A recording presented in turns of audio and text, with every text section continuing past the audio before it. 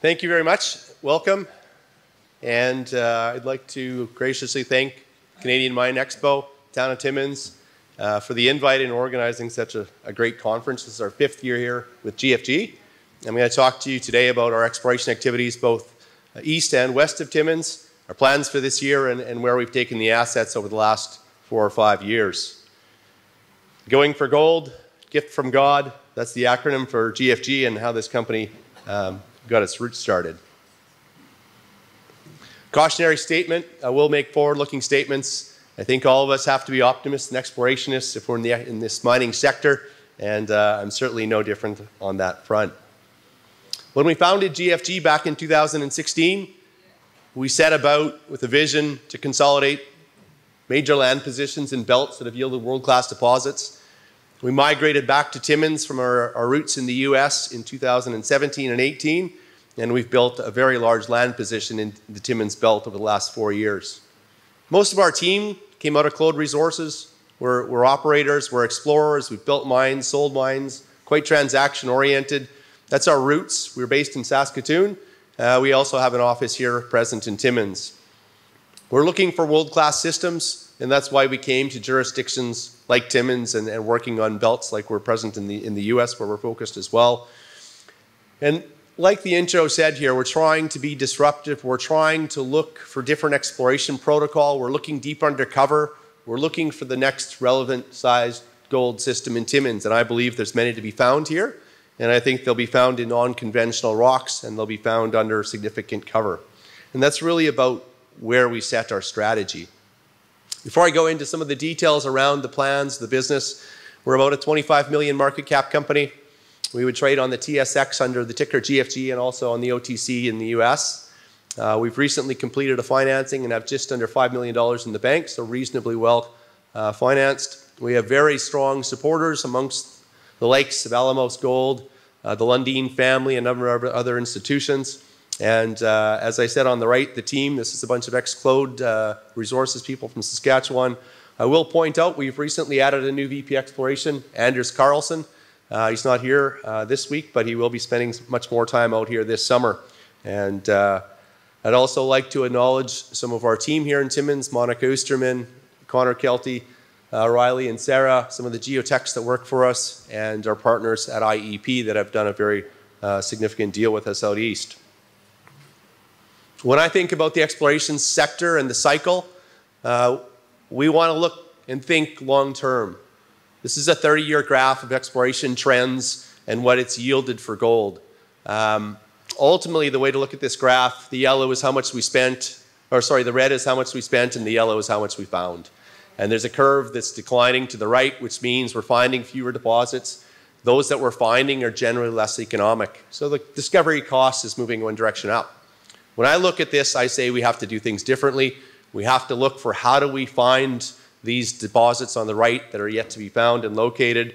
GFG has consolidated 2 major land positions, one out east of Timmins, Montclerg, and one out west of Timmins, Penn and Dore, and combined those are about 800 square kilometers. And we're second only to Newmont in terms of regional land positions in this belt. We do a lot of regional geochemistry, lots of regional thinking and structure, and ultimately the maps on the bottom right show about a 60-kilometer belt that we're working out west of Timmins and some of the philosophies we put to work here. I think we've got a great team. We're technical experts in what we do, and I think what we've proven here is that we can find new gold systems out both east and west of Timmins, and I'm going to go through that, particularly focusing on what we have out east of Timmins at Montclerg. When I look at this map, I see about 140, 150 million ounces of gold. Historic production, current resources and reserves is probably the most well-endowed piece of crust on earth, and the red is what GFG controls. Obviously, we've got the presence of the Cadillac to the south, Porcupine Duster to the north in Timmins here, and a large number of gold deposits. When you think about our approach and our strategy here, we're outbound to the main Timmins camp. I think many of these structures like the Porcupine Duster going to the east, the Pipestone going to the east, looking across the Swayze are highly underexplored. We came here because we saw lots of preserved endowment. I think there's a lot more gold to be found. There's lots of infrastructure here. There's lots of underutilized infrastructure. And there's probably more infrastructure to come here in the future, particularly out to the east of the Timmins camp. Also, with the likes of Cote, full development down in the, on the Swayze, on the eastern end of the Swayze belt. So I think it's a great place to make new discoveries. There's a need for feed here. And ultimately, I think there's a lot more to be found in this map. I'm going to focus on the area, just go back one map, on the Goldarm property. This is really where we focused over the last 2 years. It is the most advanced property that we host. I've got a couple slides at the end where I'll speak towards Penn and Dore, which are earlier stage assets. But because it's where we're spending most of our money, I think it's where I'll focus our talk today. So if we migrate east to Timmins, over to Matheson, you can see the lakes. You're going past Aquarius, over the Stocktail or Black Fox. Just to the north on the Pipestone break, you've got things like Fengib. GFG controls about 30 kilometers of ground here along the Pipestone break. It's a very large land position. It was consolidated through multiple transactions and some staking by GFG over the last 18 months. And it sits immediately on strike from Clavos. I'm going to focus a lot of my talk on the Montclerg area, the Montclerg deposit, which is on this map located at the M.Sc or the Skanderbeg. Those are the two zones where we spent most of our drilling. When I think about this, going to the east, you've got great infrastructure. You're proximal to 4 mills here. You can look at Stock, you can look at the Black Fox and Holt Holloway complex. You're not that far from the Dome and the Pan American assets back in Timmins as well. So I think it's a great place to find the next Timmins deposit going to the east. If you think of the area just off this map, you've got Moneta. You guys listened to Gary give a great talk this morning.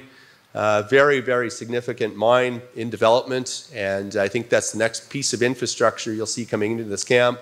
Our neighbors, Fengib, doing very well as well with Mayfair. There's a lot of activity along this Pipestone break going out to the east, and there's lots of multiple million-ounce systems that are in development or being grown or being discovered. This is why GFG consolidated this block out to the east.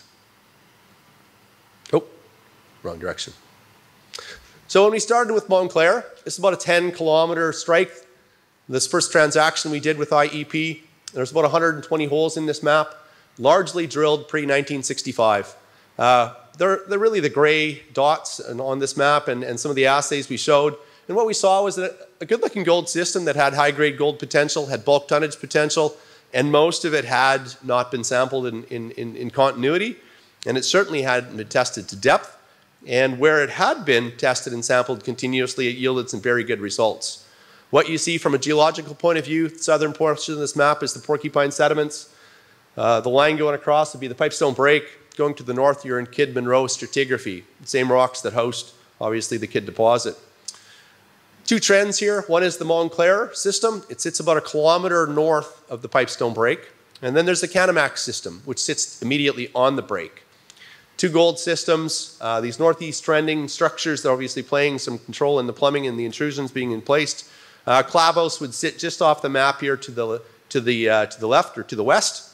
And so we acquired this property position with the vision that we saw good potential to grow it in a shallow environment, pitable grades, but also to see potential for higher grade at depth. So this is where we started with, winding us back about 2 years. Geologically, I'll show you a quick cross-section through there. Those are the two corridors that control the mineralization here. The on the left here is the Skanderbeg, which is ultimately the Pipestone break, tested relatively shallowly. Some high-grade vein systems developed. This would be a Clavos analogy in terms of its geological setting. Lots of blue on this map in terms of the cross-section and the assays. It's a lot of low-grade hanging around, and to me that's good signs of a fertile system. We have some holes that we did and will continue to drill down dip on that Pipestone deformation zone. The other corridor is in the hanging wall. This would be the Montclerg system and deposit. I show you some of the holes drilled by IEP and Matamak, which is the previous exploration company that tested these with a couple of vertical holes. These were sampled thoroughly. You see some of the composites here, 125 meters at 3/4 of a gram. See other things that are 10, 20, 30 meters, 40 meters at 1.5 grams. This is the bulk tonnage style. That's a felsic volcanic unit in yellow, hosted the bulk tonnage vein systems. In the footwall, you have a high iron, high titanium basalt, and that's hosting the high-grade sulfide mineralization that you see coming off the footwall environment. At depth, several holes were completed. They showed higher grades in a parallel vein system at depth. So this is where we started 2 years ago with a vision that We saw a good gold system in the hanging wall. We saw a good gold system in the footwall. It was tested on a couple sections, but we saw historic drilling that showed it had over a kilometer of strike extent. So if I look at our window since we acquired this, Q4 2021, you can see where we picked up Montclerg. So we've been at it for about 18 months. 12,000 meters of drilling. You can see some of the press releases we put out here. A lot of these are economic hits. They're all above 300 meters depth. There are several styles here. Some of them are bulk tonnage, you know, gram and a half, 2 gram material. Other ones are higher grade and certainly potential for underground style mineralization. So this is a snapshot of the results we've put out over the last year and a half, largely from Montclerg. When we think about where we started with Montclerg, I show you a map. This map's about a kilometer across. The gray holes are the historic holes in the background. Some of those go back in the 30s. Essentially, you'd have single point, double point assays on a hole. None of the low grade was sampled. We took a vision here to say, you know what, we're going to take 15 holes. We're going to take a first stab at it. And when we look at the results we saw some fantastic results. 5 grams over 25 meters was one of the first intercepts we put in this. That's the best hole ever drilled on this property. You see 8 over 8. These are economic hits. They're all very shallow. On the right, we show you some cross sections, and we show you the mineralization. These are shallow dipping vein arrays. In yellow is the vein domains.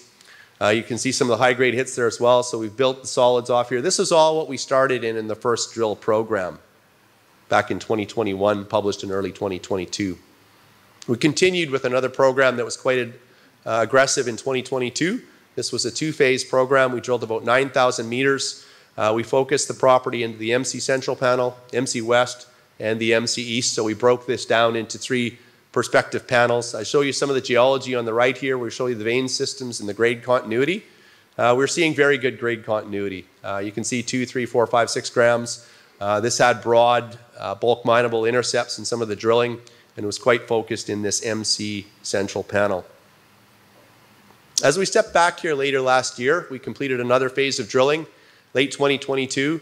We were doing some sort of pseudo-infill drilling down to like 30, 40 meter spacing, continued to do step-out drilling as well. We see and show you some of the interpretations that we came up with. So in the felsic volcanic rocks, you see sheeted vein systems. In the mafic volcanic rocks in the footwall, you see much more high-grade sulfide-style mineralization, 10 grams over 16 meters. That was directly up dip at 5 grams over 26 meters. So some excellent results that we've published here. And we show you the outline of the solid mineralization projected to surface in the plan map view. So we're growing it. We're about 500 meters in strike length in that M.Sc Central panel. And then we started to step out further to the east. When we think about the geology here, I talked to you about the felsic volcanics. The section on the right here, you see these shallow dipping vein arrays. They come immediately below the till surface. The till in this environment is about 15 to 20 meters thick. And you can see the mineralization that we've drilled on that cross section down to about 150 meters depth. On the left cross section is a good example of showing the high-grade footwall vein system with the shallow dipping tension array system in the felsic volcanics. Definitely a lot more drilling we need to do both at shallow levels but also at depth. I would highlight hole 42, which is on the bottom right there. That's down about 300 meters. It was one of our better footwall intercepts and had a gram meter product around 40 meters, 8 grams over 6 meters, I think is what I was seeing there. So very nice hits at depth as well. So we're showing potential to grow this thing at depth, never mind near surface. This is along the Montclerg corridor. That's one of the systems. We drilled 2 holes in the Kanamax deformation zone. This is on the southern corridor on the Pipestone. We didn't hit high grade here. The peak result was about 7 grams. But we saw a very broad anomalous system. We saw lots of sort of half gram to 1 gram material. We saw the right age Temiskaming dikes and placed in the structures. These are things we look for geologically to guide us in here. We saw the right style of alteration. This would be a direct clavos analogy. So we have plans to drill this at depth further this year. I like the Kanamax trend as well. So we have 2 well mineralized corridors that we're extending and drill testing. That's all within the Montclerg zone. And if you look at that upper right map I showed you, it's about 10 kilometers of the 30 that we control. Late last fall, we stepped out to Aljo, 30 kilometers away to the east. This borders the high gold and sort of Fen-Gib land positions off to the right. And there's an old mine here called Aljo. We did some work in here, and we had up to 300 grams in grab samples. We had lots of good channel samples and trenches in here. We put 3 holes. We saw some very nice intercepts, 7 grams over 5 meters. We had another 3 over 15 or over 13 meters. This was just a first pass drilling to get some of the core from ourselves. It was last tested in the 90s.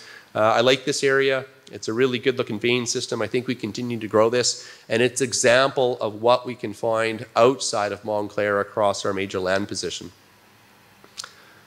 So when we think about what we've done with GFG, we immediately started in the Timmins area with Penn in the west. We added this more advanced asset, Montclerg and Goldarm, to the east of Timmins. We've talked about Montclerg, we've talked about Aljo, which is on the right side there, but this is a huge land position. So we have generative exploration work going across the central portion of this land position. Lots of tills, lots of magnetics, lots of structural interpretation, and I believe there's other gold systems we'll find, and that's why we put this land package together. So I truly am a believer in the geology moving to the east of Timmins, and that's why we put Montclerg together. I think we have a good chance of growing a resource at Montclerg in particular, and I think we have a good chance of finding other systems as we move out to the east on Montclerg.